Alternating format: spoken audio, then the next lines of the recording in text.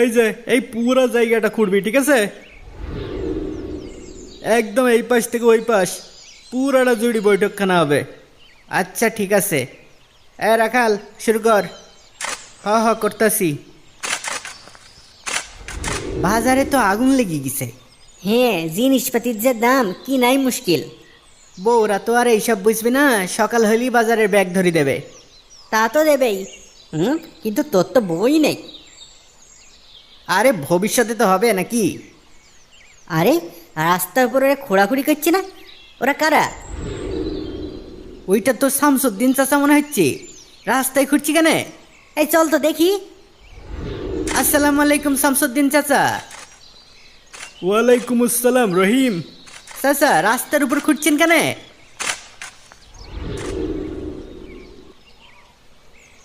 এইখানে একটা বৈঠকখানা বানাবো। বৈঠকখানা বানাবেন? হ্যাঁ, এই যে পশু টশুগুলো চড়াই, এইখানে একটা ঘর হইলে আমার জন্য সুবিধা হয়। কিন্তু এইটা তো রাস্তা। রাস্তা মানে? এটা আমার জমি।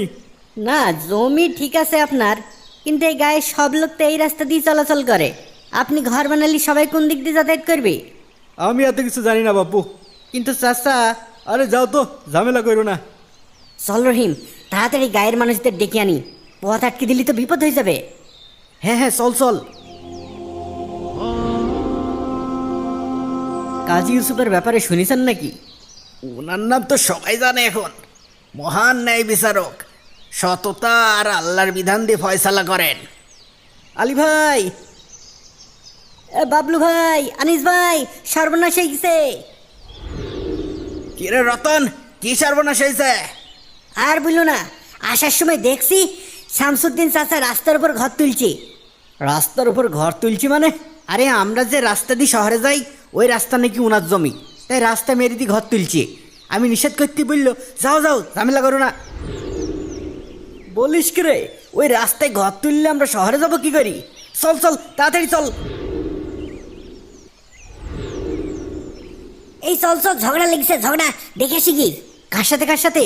ওই শামসুদ্দিন চাচা আর এই গ্রামের লোকজন, মনে হয় মারামারি বেঁধে যাবে।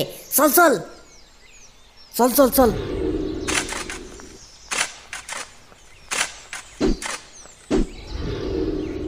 এই থামেন থামেন থামেন, কি করছেন? দেখতেই তো পাচ্ছেন কি করছে, বৈঠকখানা বানাচ্ছে। তাই বলে রাস্তার উপর? রাস্তা মানে কি? এটা আমার জমি। দেখেন শামসুদ্দিন ভাই, এই জায়গা আপনার, এটা ঠিক আছে, আর সেই হিসাবে এখানে আপনার সব কিছু করার অধিকারও আছে। কিন্তু শামসুদ্দিন ভাই, যুগের পর যুগ এই জায়গাটা খালি পড়ে আছে। ধীরে ধীরে সাধারণ মানুষ হাঁটতে হাঁটতে এটা রাস্তা হয়ে গেছে। এখন আপনি যদি বৈঠকখানা বানিয়ে এই রাস্তাটা বন্ধ করে দেন, তাহলে তো জনগণের অনেক কষ্ট হবে। এই সামান্য পথের জন্য তাদেরকে অনেক পথ ঘুরে আসতে হবে। দেখেন আলী ভাই, এই জায়গাটা আমার, ঠিক আছে? এতদিন পড়েছিল সেটা আলাদা কথা, কিন্তু এখন আমার দরকার হয়েছে, আমি বৈঠকখানা বানাবো। কাকে কোথায় দিয়ে আসতে হবে এটা তো আমার দেখার বিষয় না, তাই না? না না শামসুদ্দিন ভাই, আপনি এভাবে বলতে পারেন না। অবশ্যই পারি, এই জায়গার মালিক আমি, তাই আমার যা ইচ্ছা আমি তাই করব। এতে আপনাদের বলার কি আছে? কিন্তু রাস্তায় তো জনগণ চলাচল করে, আপনি এই রাস্তাটা মেরে দিলে জনগণের শহরে যাবে কি করে? কেন? গ্রামের বাইরে অন্য রাস্তা দিয়ে যাবে। ওরে বাবা, সে তো অনেক দূরে। আগে নদী পার হও, তারপর মেইন রাস্তা। নদীতে কোনো ব্রিজও নেই। না না, আমি তোমাদের কোনো কথাই শুনবো না। এই তোমরা দাড়ি দেখছো কে? যাও কাজ করো। ইনাকে তো কোনোভাবেই বোঝানো যাচ্ছে না। এখন এই রাস্তা বন্ধ হয়ে গেলে তো অনেক সমস্যা হবে। হ্যাঁ, কোনো বিপদ আপদ ঘটলেও সহজে ডাক্তারখানায়ও নিয়ে যাওয়া যাবে না। চলো খলিফা চাচাকে ডেকে আনি, ওনার কথা তো অনেকে মানে। উনি যদি ওনার কথায় কাজ হয়। আর ডাকতে যেতে হবে না, এই যে আমি চলে এসেছি। আসসালামু আলাইকুম খলিফা চাচা। ওয়ালাইকুম আসসালাম। চলো তো কথা বলি শামসুদ্দিনের সাথে। আসসালামু আলাইকুম শামসুদ্দিন। ওয়ালাইকুম আসসালাম খলিফা ভাই। দেখো ভাই, এই জায়গাটা তোমার ঠিক আছে, কিন্তু প্রতিবেশীদের কষ্ট দেওয়া কি ঠিক হচ্ছে? অদ্ভুত, প্রতিবেশীকে কষ্ট কোথায় দিলাম? এ রাস্তায় যুগ যুগ ধরে গ্রামের লোকজন চলাচল করে। আজ হঠাৎ তুমি রাস্তা আটকে দিলে এত লোকজন শহরে কিভাবে যাবে বলো? কতজনের কাজ কাম আছে শহরে, কেউ তো আর সহজে যেতে পারবে না। এটা কি প্রতিবেশীদের হক নষ্ট করা না? আজব, আমার জায়গায় আমি ঘর বানাবো আর তাতে প্রতিবেশীর কষ্ট হয়ে গেল? না ভাই, তা না। আমরা তো আসলে জনগণের অসুবিধার কথাটা আপনাকে বোঝাতে চাচ্ছি। আর তাছাড়া এমন জায়গা তো আপনার আরও আছে, দরকার হলে আপনি সেখানে বৈঠকখানা বানিয়ে নেন। না ভাই, আমি অন্য কোথাও বৈঠকখানা বানাবো না, আমি এইখানেই বানাবো। কারো সুবিধা হইলো আর কারো অসুবিধা হইলো তা আমার দেখার বিষয় না। কিসের জন্য আপনার দেখার বিষয় না? আপনি এই গ্রামের লোক না? এক গ্রাম লোকের সমস্যা হবে আর আপনি এটা দেখবেন না, এটা কোনো কথা হইলো? দেখেন শামসুদ্দিন ভাই, একটু বোঝার চেষ্টা করেন। না ভাই, কোনো বোঝাবুঝি নেই। আপনারা বেশি ঝামেলা করলে আমি কাজীর কাছে যেতে বাধ্য হব। ঠিক আছে চলেন, আপনি কাজীর কাছে চলেন, দেখি সে কি বিচার করে। শামসুদ্দিন, যেহেতু তুমি মানতেই চাচ্ছ না আর জনগণও মানতে যাচ্ছে না, তাই আমার মনে হয় বিষয়টা কাজী ইউসুফের কাছে নিলেই অনেক ভালো হয়। উনি যে ফয়সালা করে দেবে আমরা সেটাই মেনে নেব, ঠিক আছে? হ্যাঁ, কোনো সমস্যা নেই, চলেন কাজীর কাছেই চলেন। উনার ফয়সালার পর তো আর কিছু বলতে পারবেন না। ঠিক আছে, কাজী গ্রাম তো বেশ দূরে, তো সবাই তো আর যেতে পারবে না। আমাদের পক্ষ থেকে কয়েকজন যাবে আর তুমি যাবা, ঠিক আছে?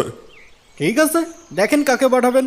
যাকেই পাঠান বুদ্ধি আছে এমন কাউকে পাঠান, কাজী কি বলে যেন ভালো করে বুঝিয়ে আসতে পারে। হ্যাঁ হ্যাঁ, তা অবশ্যই। এই কে কে যেতে পারবা শামসুদ্দিনের সাথে? আমি যাব চাচা। আমিও যাব। আমিও যাব।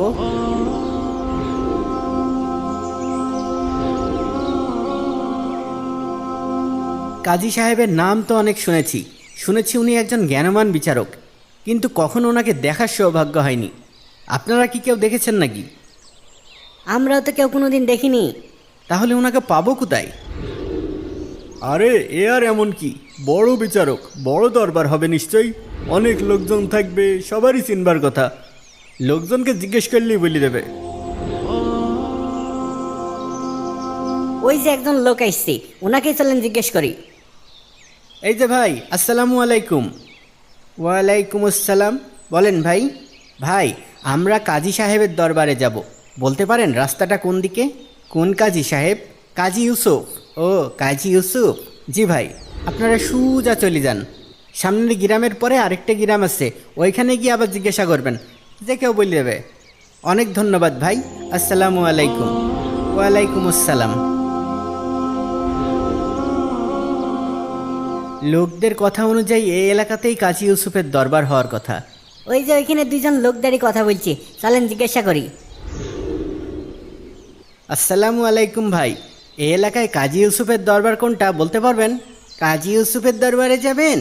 জি ভাই। ওনাকে তো এখন দরবারে পাবেন না, তাহলে কোথায় পাবো? একটু আগে ওই নদীর পাড়ে দেখলাম, তাড়াতাড়ি যান, এখনও থাকতে পারে। অনেক ধন্যবাদ ভাই, এই চলো চলো।